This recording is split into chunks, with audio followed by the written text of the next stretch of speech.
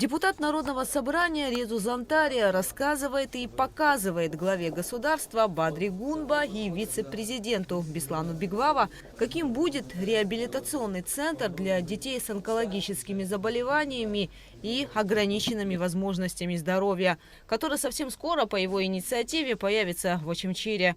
Здесь планируются яркие красочные комнаты для детей, уборные и игровые зоны. Но самое важное – это дорогое оборудование, чтобы дети с ограниченными возможностями могли проходить реабилитацию. Все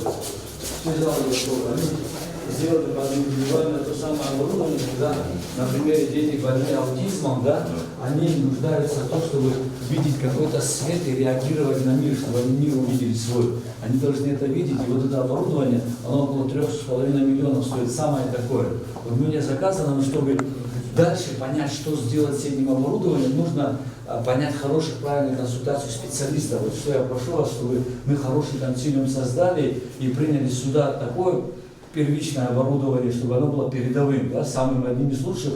Денег не просим, ничего, прошу только, чтобы оказать, чтобы мы здесь сделали такой цену, что он в Абхазии был востребован и стоял здесь, в Очимчирском районе. Такая идея была. Если да, можно будет потом память как-то ребенка, значит, будет чувствовать здоровье. Раньше в этом здании был разрушенный детский сад, но судьба объекта была решена после того, как с идеей создания реабилитационного центра к бывшему главе Очимчирского района обратился Резу Зантария. Мы все знаем, Реза Платонович, какая трагедия была. Он со своим ребенком носился на протяжении многих лет, лечил его на своих руках, возил, носил. И когда вот этот трагический случай произошел после смерти ребенка, он пришел ко мне и говорит, надо поговорить. Я говорю, что вы, Платонович? Он говорит, хочу сделать детский реабилитационный центр. Дай помещение. Помещения, как известно, в районе нету. Но тут так обстоятельства сложились. У нас это был раньше садик детский, новый садик построили, детей туда перевели. Я говорю, вот Платонович есть, но оно в таком состоянии, ну, ужасно, надо ремонтировать. Он говорит, я это все сам сделаю, своими руками, мне никакая помощь не нужна. И вот он сделал, вот где-то около года, да, занимался ремонтом. Да, год практически делали ремонт, но подошли через специальных даже картин и все. Глава государства отметил активную социальную деятельность депутата и подчеркнул, что будет оказывать поддержку в создании реабилитационного центра.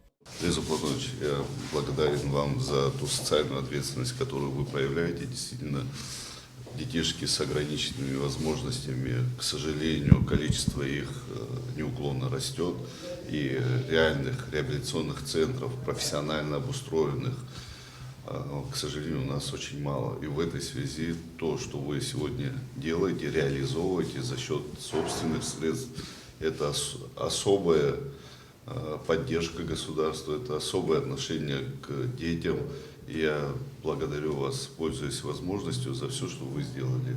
Я уверен, что это прекрасный пример для остальных наших граждан, которые имеют возможность помочь нашим детям с ограниченными возможностями. Безусловно, и государство дальше будет поддерживать, реализовывать. Но тот ваш шаг, он, безусловно, является примером для подражания. Спасибо вам большое.